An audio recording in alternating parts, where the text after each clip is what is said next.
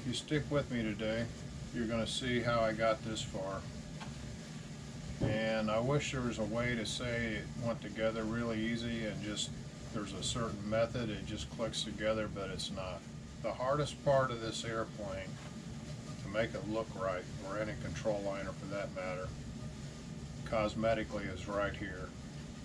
And the reason being, you've got functionality you need. You need to be able to get this motor in and out. If you're IC, you got muffler worries and holes, and then with the with the electric, you've got situations where you got to get a battery in and out every flight. So what I decided to do is make a traditional cowl, and it's going to look like an IC cowl, internal combustion. There'll be a little pin back here or some kind of spring-loaded attachment with some magnets. So in order to change the battery out between flights, you'll pop this cowl off and you'll have access to the battery from below. I got to get enough cooling through there because the speed control is going to be at the bottom, or enough cooling. So I might add some little scoops here. I think they'd look cool and they'd add functionality to get some more air around the motor. There's going to be enough air here at the bottom to take care of the speed control.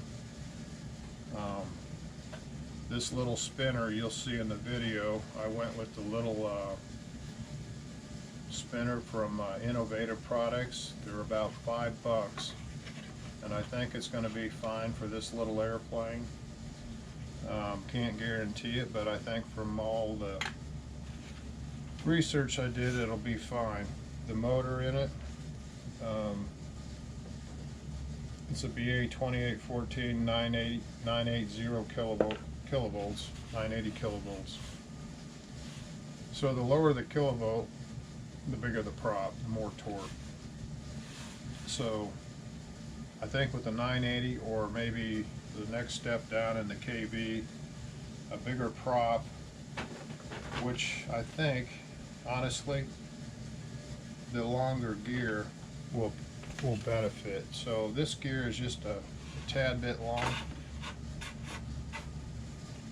but I think if I go to the lower kV and a little bit bigger prop, it'll give me more prop clearance. I'll be flying off grass with this. This is where I'm at. I got this cut out. This is ready to be shaped. I've done a video before where I was brazing up some horns, and of course the stab. I've got a video where I'm cutting the stab out, assembling it. I still have to put the horns in the stab. I've got the first video, I think, is when I started working on these templates, and also the I-beam template here. This is a template that would be used to cut the strip ribs for the I-beam. So jump in here, follow along today to see how I got to where I'm at. And then if you missed anything, come back and just watch the other videos.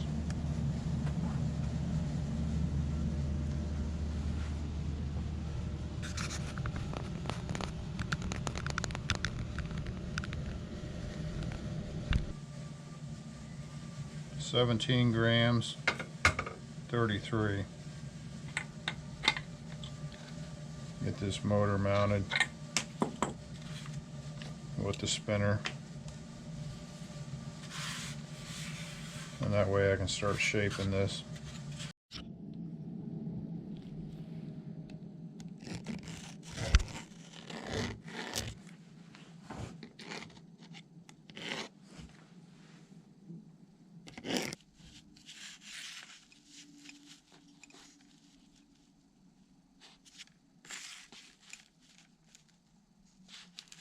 I'm going to leave a little space around it.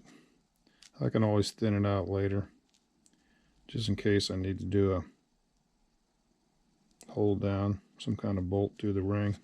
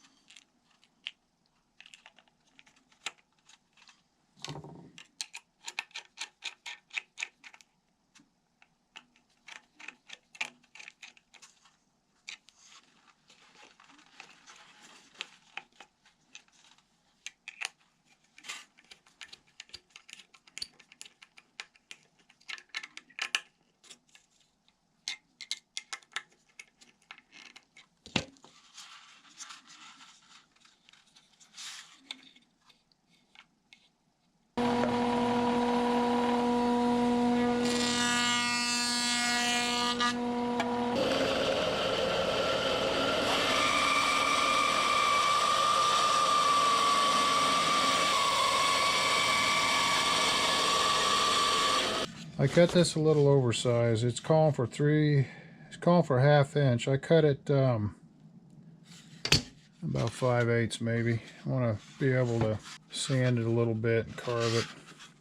Up here on the plans for the turtle deck, we call it, probably the highest point is where the canopy comes. And we're looking at I don't know, 1 7/16. That'll give me a little room to sand. So you can stack this up and laminate it out of thinner sheets. That'll give us the turtle deck.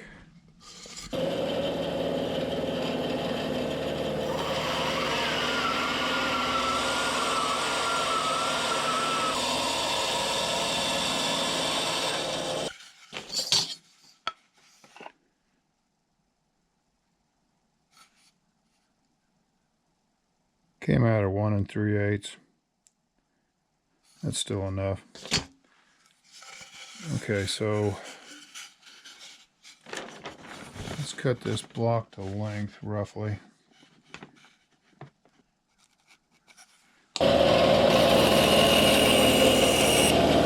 We'll cut this oversized also.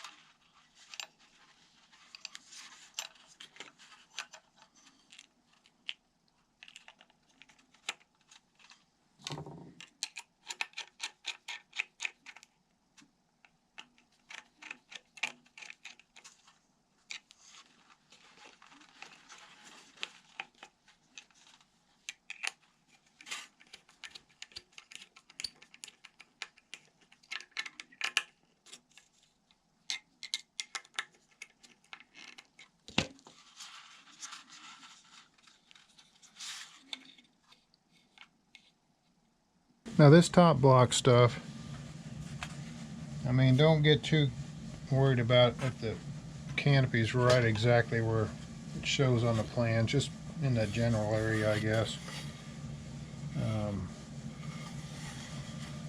Not too critical. So what we're going to do here, see if we can establish some lines. Just sort of eyeball it. Okay, so this top block, it's a little fat, but that's okay. So when I start seeing it on it, it gives me something I can work with. Don't cut right to the line. And as you can see back here in the back, it's sticking out a little bit. You know, back here, the block's a little long, so don't worry about that. So what I want to establish now is the length. So let's cut this block pretty close, and that way we're going to cut this block at an angle to match the profile of the plan.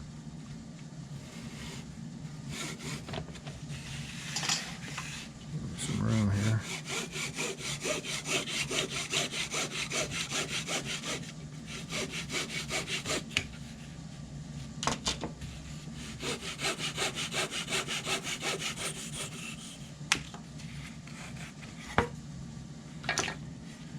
Okay.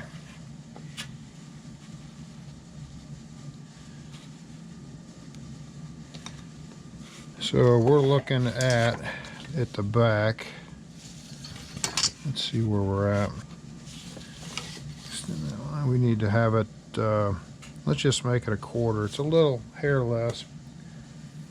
So we'll go from, oh, I don't know, let's go about right in here, back to a quarter here. And this isn't super critical yet. We'll set this on the plan. And we'll go about right in here, right there where the canopy is. It starts. Give us some area to work with.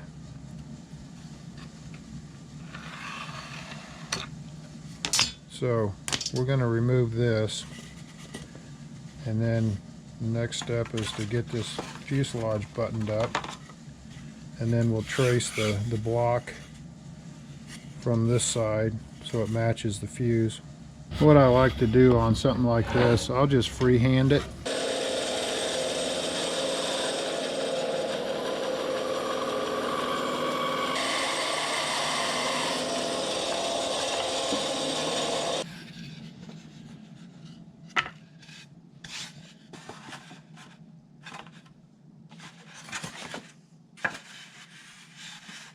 So this is just the rough block so far.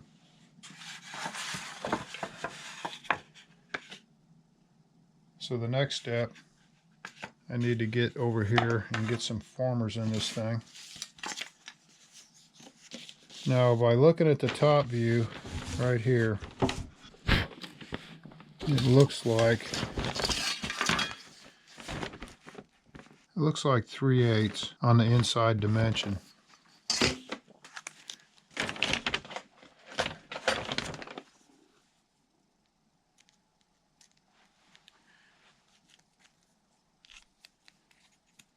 Three-eighths.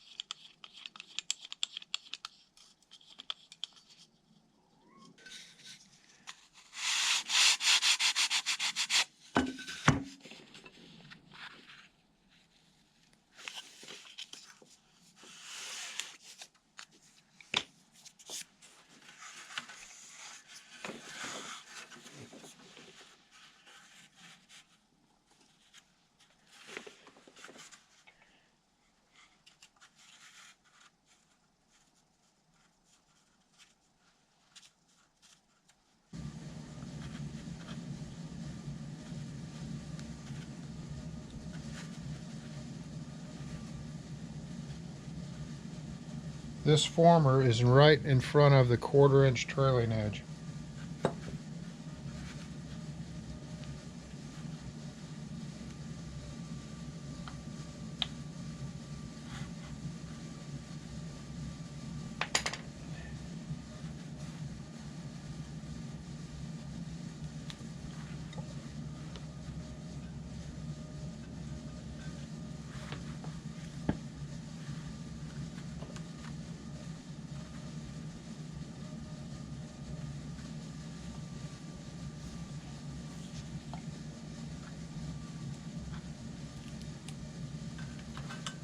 I'm just sort of putting a heavy tack in there. It's not glued too heavy.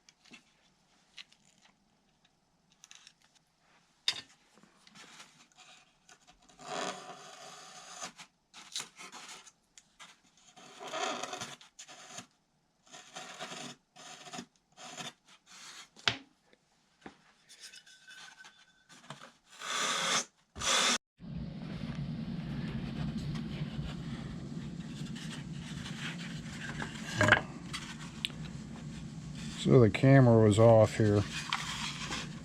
So what I did is I glued these top blocks in, and then I also added some right down the side right here. So that'll allow me to carve in a little bit here on the side. I'm probably going to have to come back in the side right here and get into the plywood doubler a little bit. I cut these oversized, so once everything's dry, cures up, I'll go ahead and trim these ears off flush. Next step will be to extend these sides out with balsa to the ring. So I have the balsa wood on the top coming out to the spinner ring, and then I'll build the sides up, and then the side blocks will come down here and angle up this way to the spinner ring.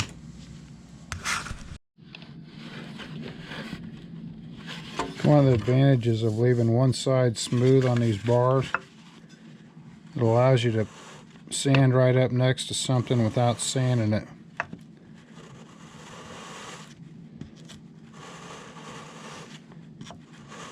So I can slide this bar right next to that motor, and it's not bothering that plastic any.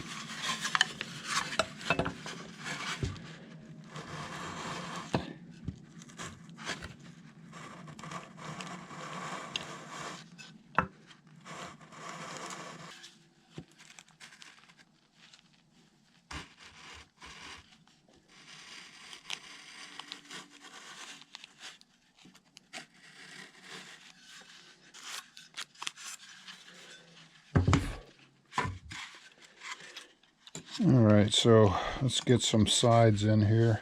I need to see what I got here I can use. This is left over from the top.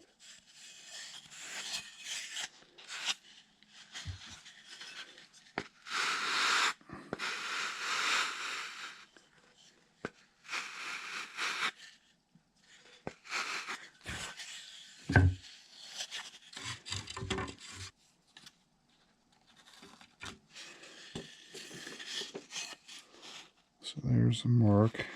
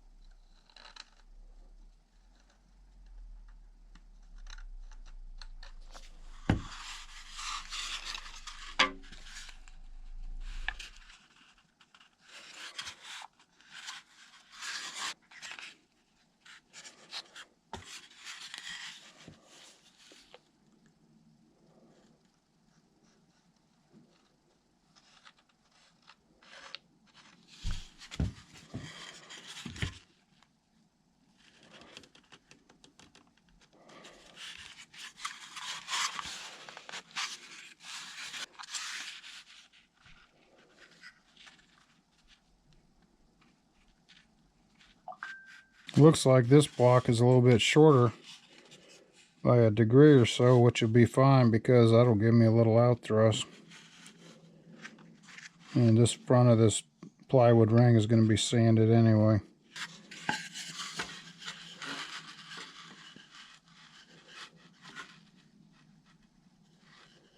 And now I'm going to have to come in here and lower this down a little bit. Glue these in, I didn't compensate for this. Come in here and knock these down.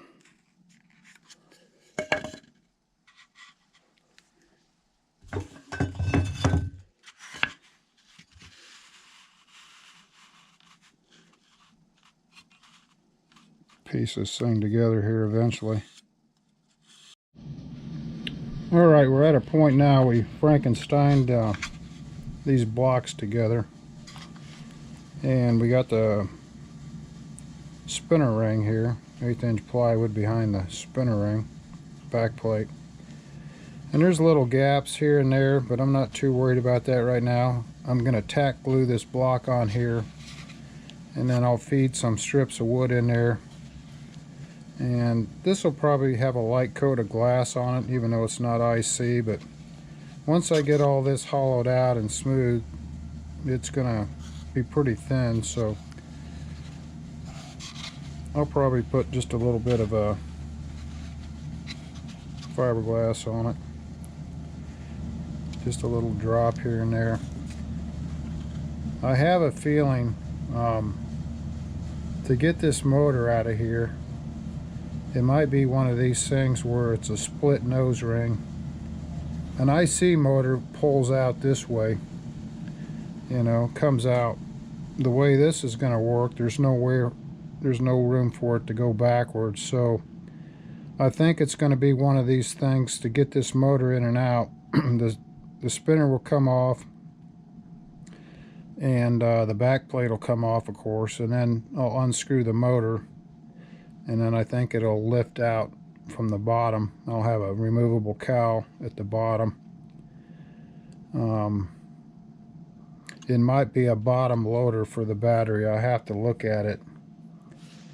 And it might be one of those things where everything's accessed from the bottom. That way you have all this nice clean look up here.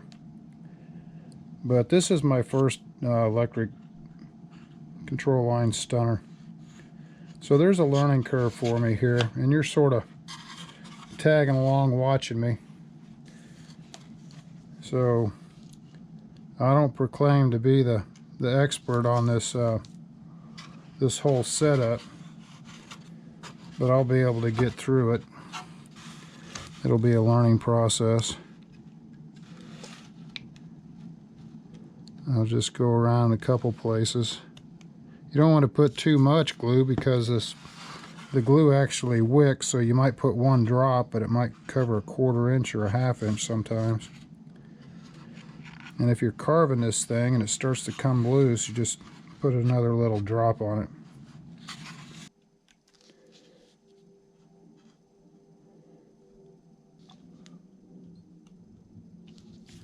And that's about all there is to it.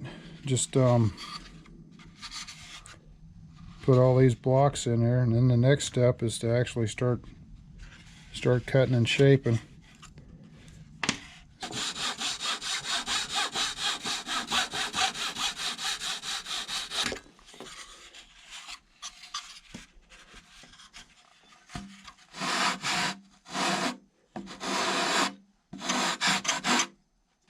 I don't use this sandpaper plate too much, but it comes in handy. I'd use that a lot for foam wings, seeing the sheeting when I needed a big flat surface. Get it out of the way of the sandpaper. I don't want to sand through the water. So what this is going to allow me to do is sand everything at once.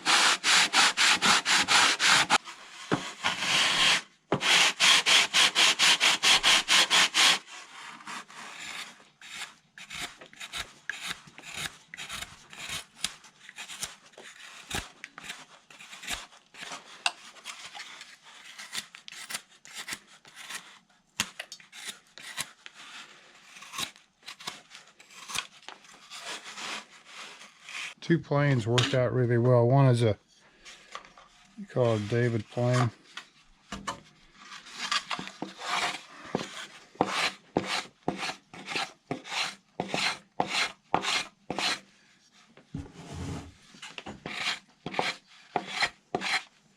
This other one, it's called a Master Air Screw. You still might be able to get these. I don't know if you can get the David planes anymore or not.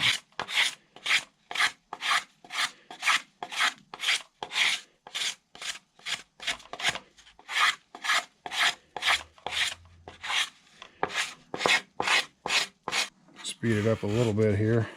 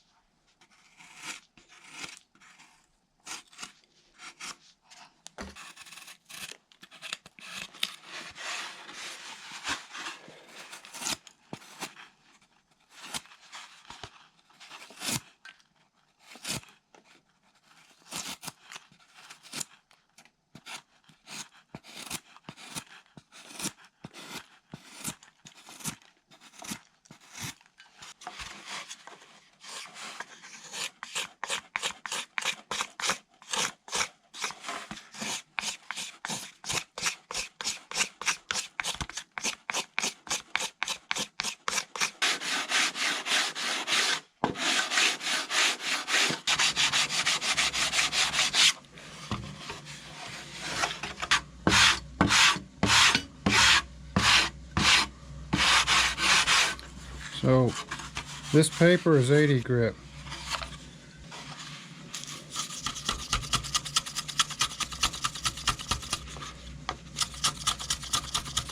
Keep your thumb out of the way.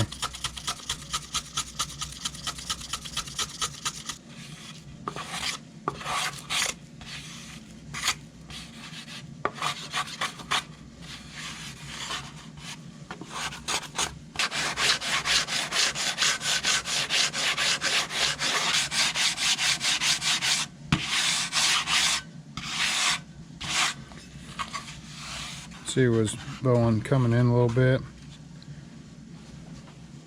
I'll put another little tack right here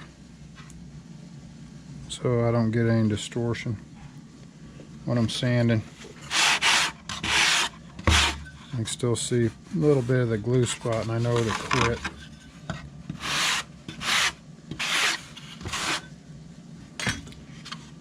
Okay, so now I guess it's time to actually get the cone on it, and then I can see how close I can get this thing to match the cone. I'm used to using more of a needle nose spinner. This is more like an FAI thing, I guess.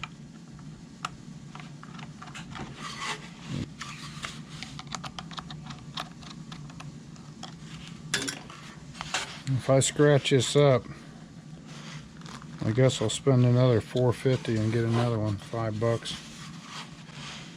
Now here's where the scary part comes in, because basically when you start sanding or cutting into the spinner, you're actually getting into your fuselage sides.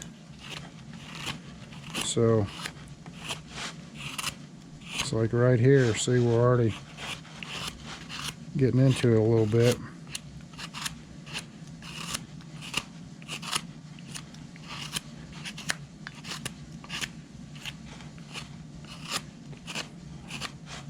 I got a big carving blade somewhere. Not sure what I did with it. This is just old-fashioned whittling.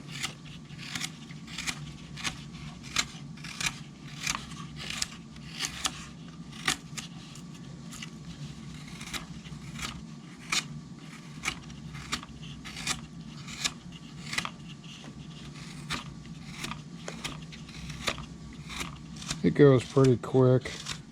See, there's the gap I was talking about earlier. I need to fill up.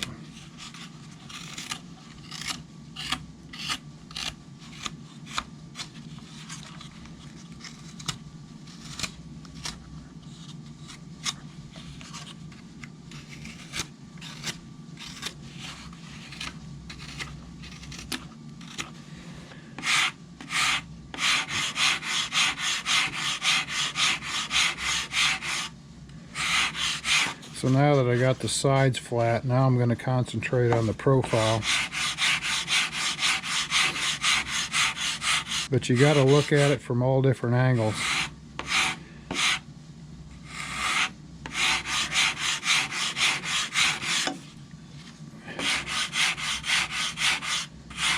And at this stage, you can try to go with the plan view or sort of eyeball it, but it might be one of these things where forget about the plans and just get the shape you want to it.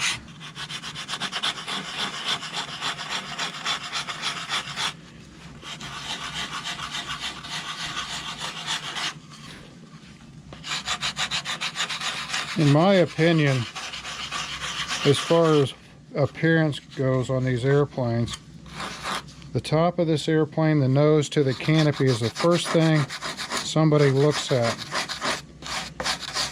It's sort of like walking up and meeting somebody.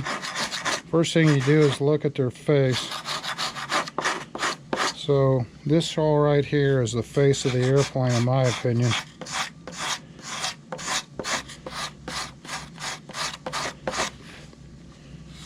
And when you're doing this, you know, look at the profile and then rotate the fuselage like this, and then keep looking at the profile as you rotate it.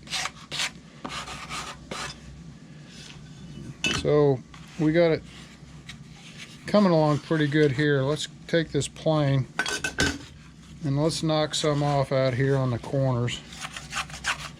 Let's get some of this down.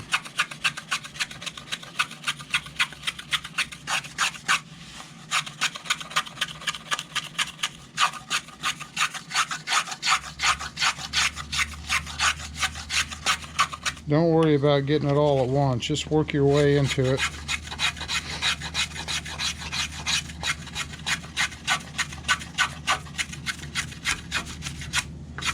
So you can see I'm already into the plywood doubler right there.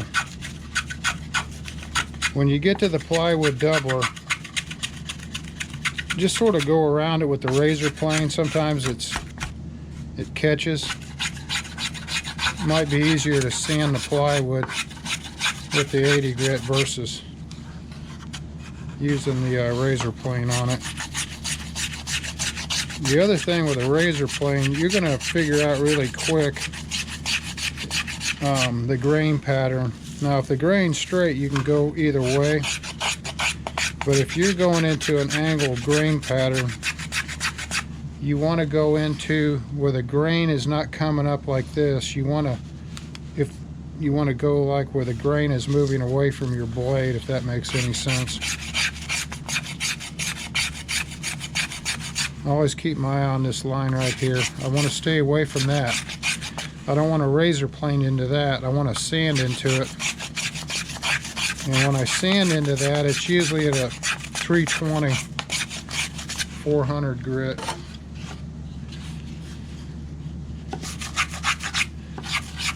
All I want to do is get the bulk of it off here where the corner is.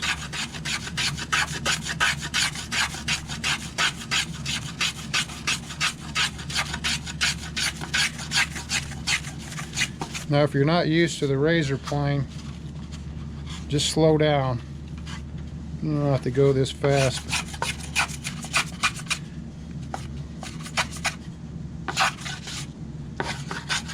Once you get used to it, if you really watch what you're doing, it goes pretty quick.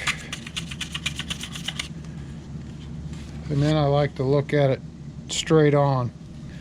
If you look at it, and you can see if it's sticking out a little bit. So then when I start razor planing, I look at the side, but then I come back here like this, and I'm looking for high spots in here, because I could see it sort of bumped up here, and I want, when you look at it straight on, I want this to be the same as the spinner. I want it to be radiused.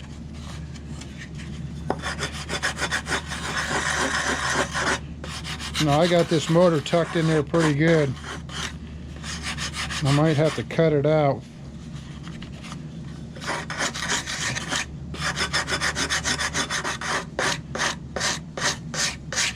Now let's say you sand through there and you get into some open air. Don't worry about it. You just, after the fact, let it go, and you go inside later when you pop this off, and you can add more. When I put it on permanently, I'll probably put a little piece of wood in there.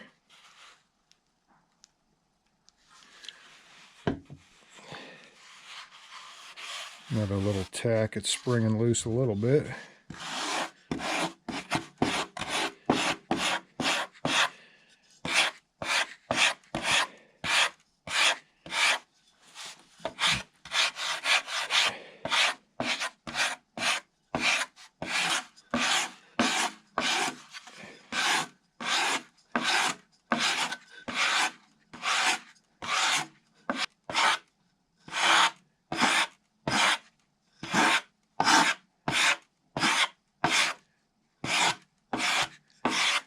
Just come over here and keep watching your profile. That lets you know. And eventually you want to get that flat spot out. So you can start at the top and then start rolling it.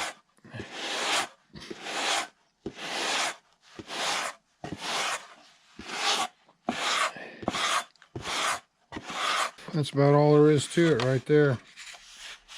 Just sanding.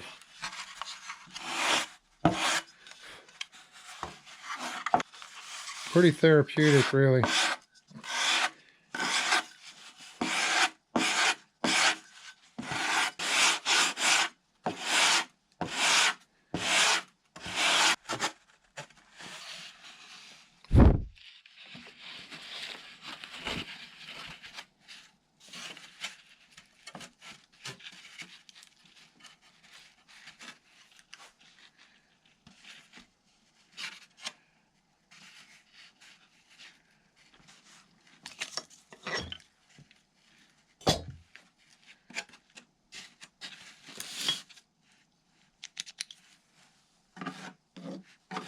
Now I'm going to cut outside the line quite a bit. I got to make sure I got enough room to start shaping. And that's the outline of the fuse.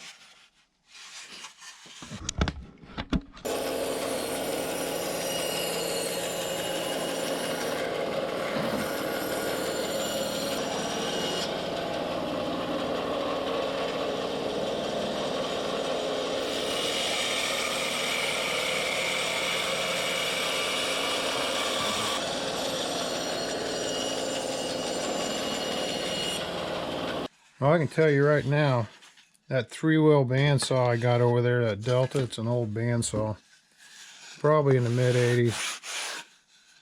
The 3-wheel bandsaw is perfect for hobby stuff because of the throat.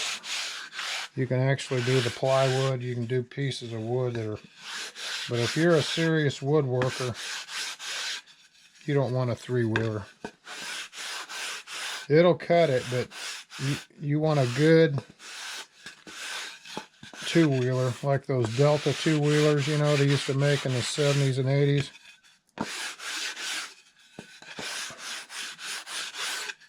But for hobby stuff, that little 3-wheelers worked out great. Goes through balsa like butter. But now, at this stage of the game, whoop, cracked that, my little tack.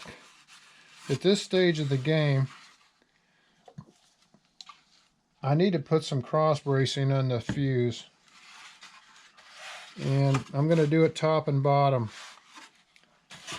and it's little X braces that go back and forth. So I'm not going to rely on the top block for all the torsional rigidity, or the bottom, even though it does add a ton of rigidity to it. But I'm going to go ahead and add that X bracing in here.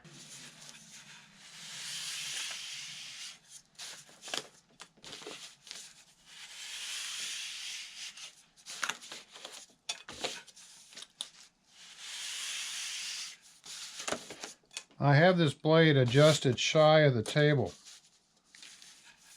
That way I can cut, it's about 1/1000th of an inch off the table.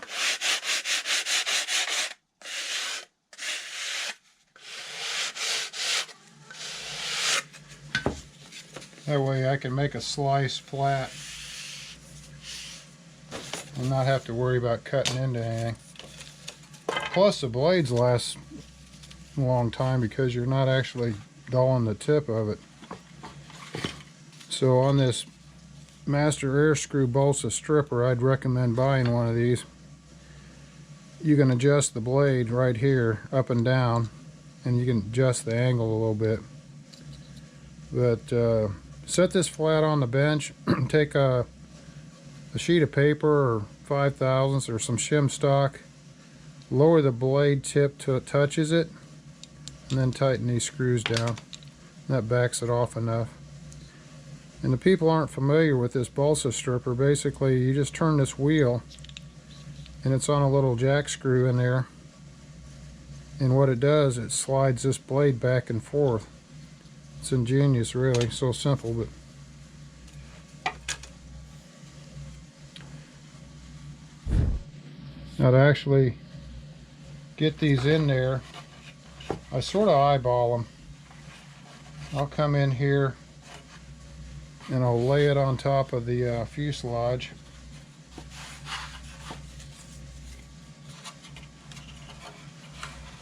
And I'll line it up where I want it. Just like that. And then I'll take the knife and I'll lay over the top of it. And I'll line the knife up with this fuselage. I'll score it. You don't cut all the way through it. And I'll do the same thing here.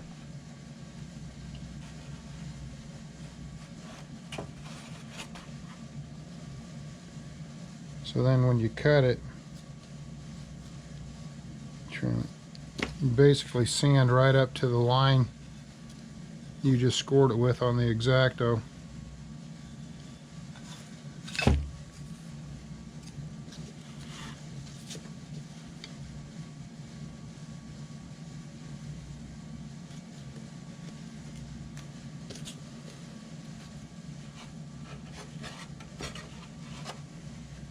And the beauty of it is these things don't have to be exact. You can go back and just fine tune them. Another thing to remember, when you glue these in, glue them in just shy of the top. You don't want them proud of the fuselage side.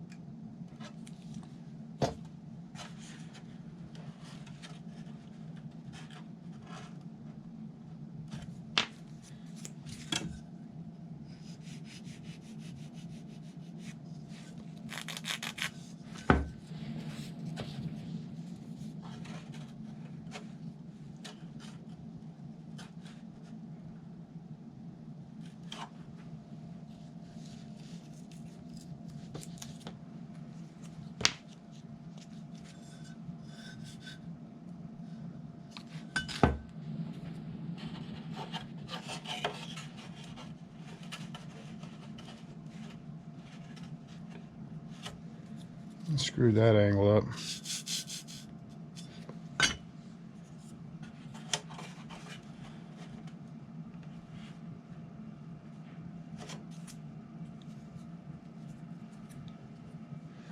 I don't know how I did that. Let's cut it over.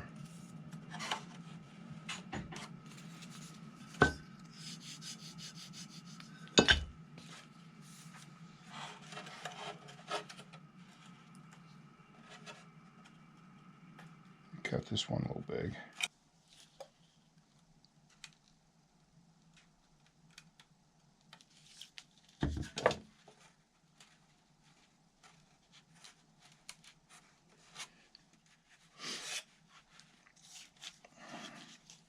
Trick is don't force it. Wherever, get it to fit.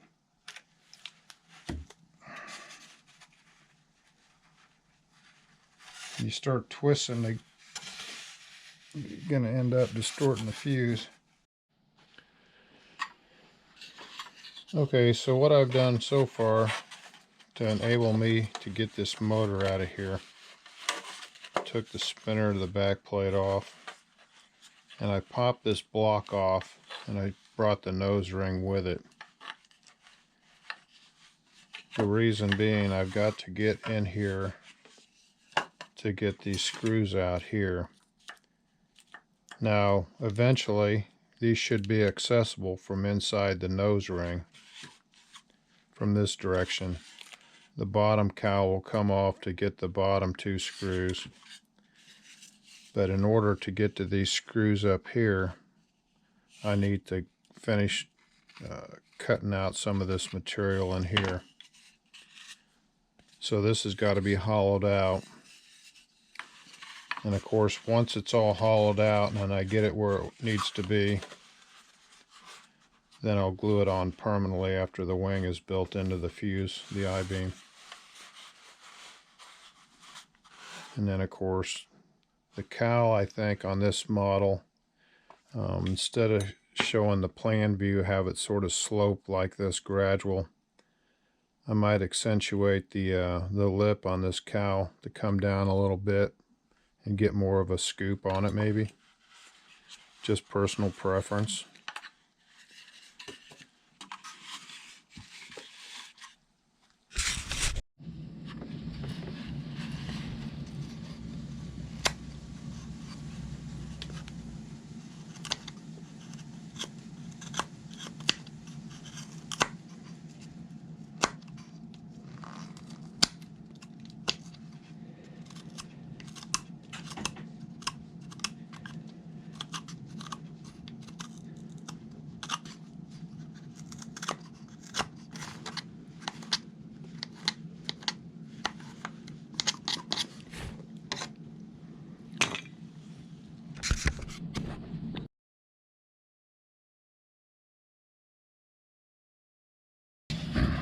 So this is just to give me some formers. This will allow me to set the width of the sides.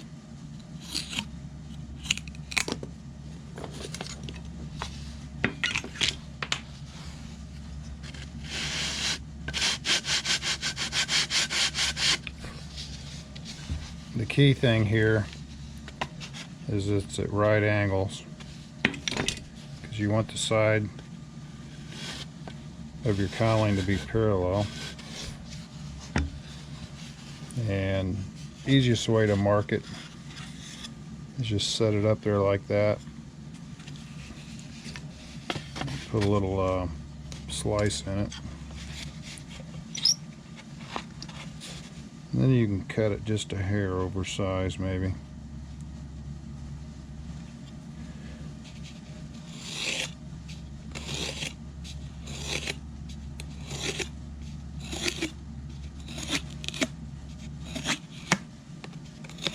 Now, if this cowl, or if this was a bigger airplane, it'd be beneficial to use thicker wood and just tack glue it there, shape everything.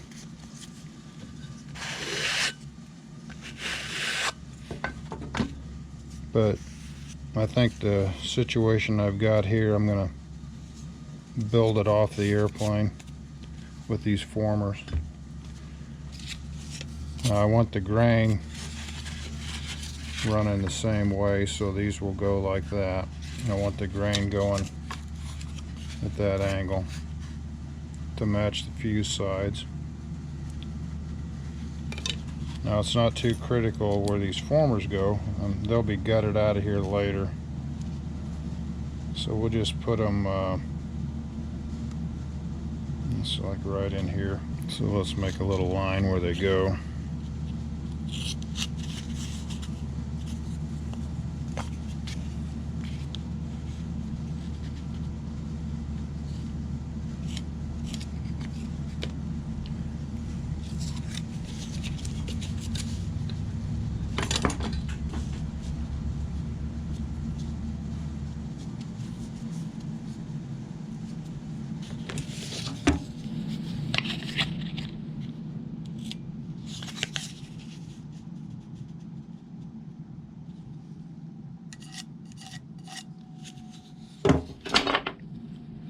Got it hanging over a little bit here, so that's intentional.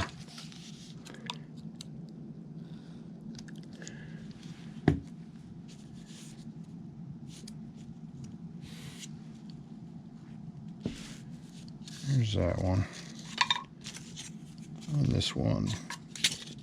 So what you can do, if you need more stability, what I like to do is take another piece of wood that's the same thickness and lay it next to it.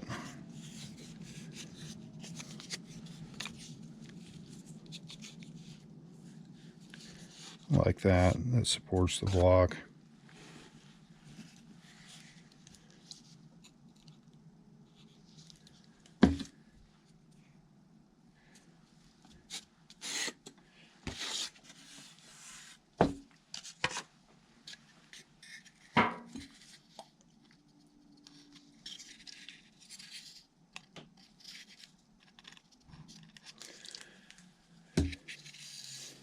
And easiest thing to do, I think, is just to freehand cut them a little oversized.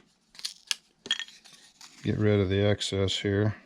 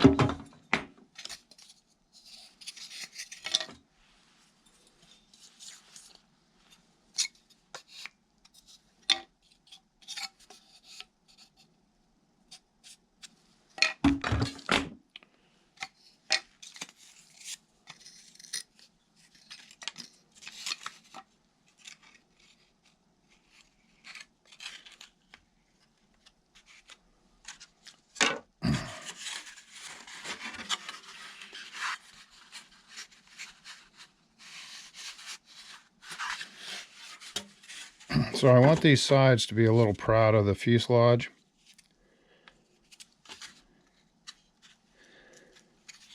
And then I'll go through here and get it as close as possible with those lines I just made. Doesn't have to be absolutely perfect because it's all going to be sanded anyway, but get it really close.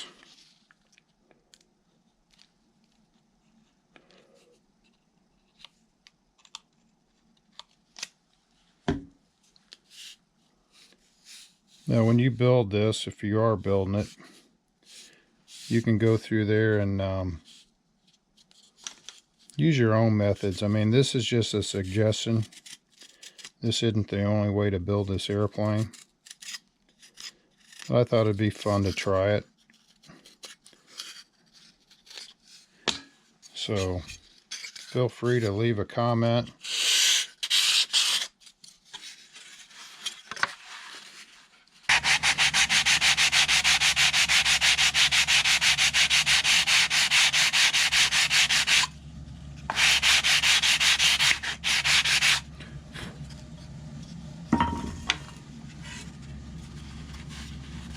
So this will give me something to carve into.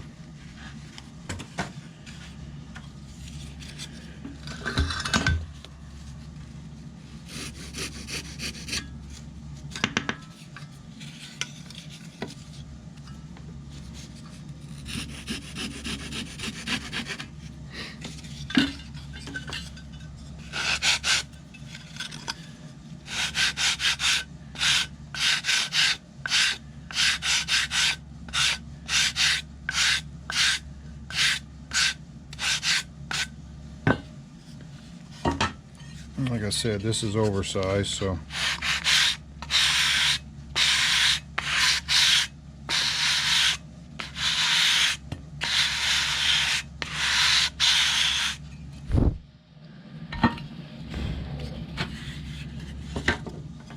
I'm just Frankensteining a block together to get a cowl.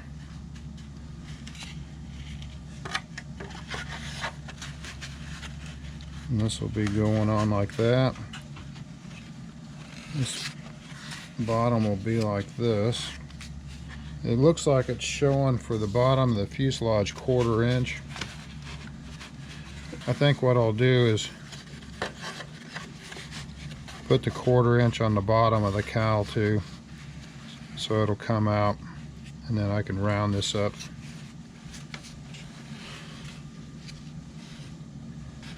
So let's get a estimate of where I need to be. Make it oversized here.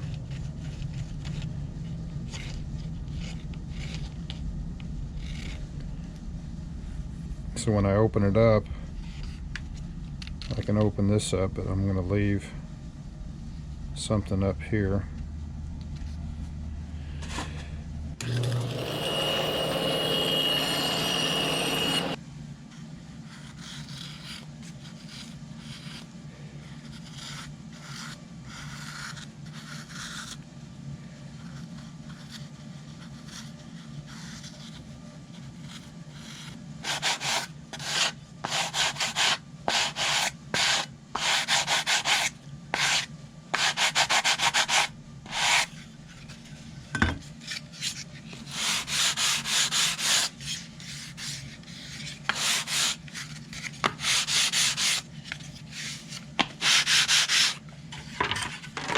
Okay.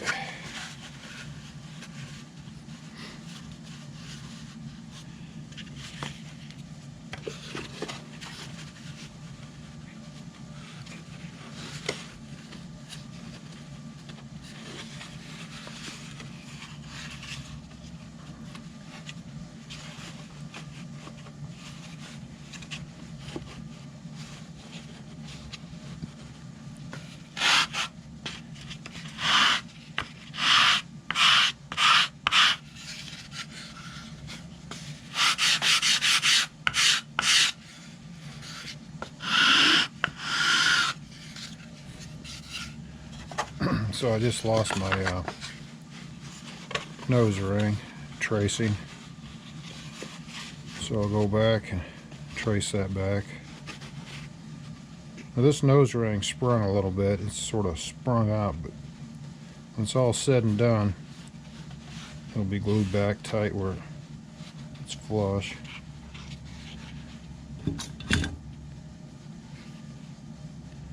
This is just a rough area where I need to, I just got to make sure I don't go into that line. It lets me know where the ring is when I start carving it.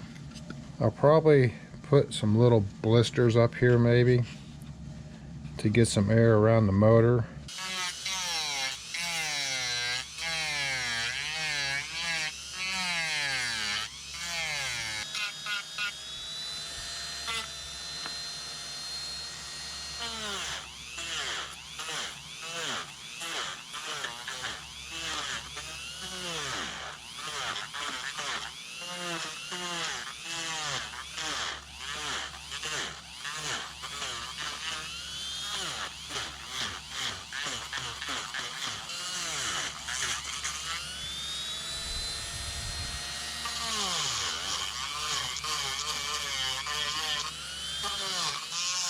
So that's about as far as I'm going to go right now with this inside hogging. And what'll happen is this cowling will be shaped this way coming in. So I just wanted to get a little bit of a hole in there. The next step is to start shaping this cowl and pinching it down and blending it into the spinner, just like I did the top block. And it might be I have to come back and add a little wood in here. I don't know what I'll do, but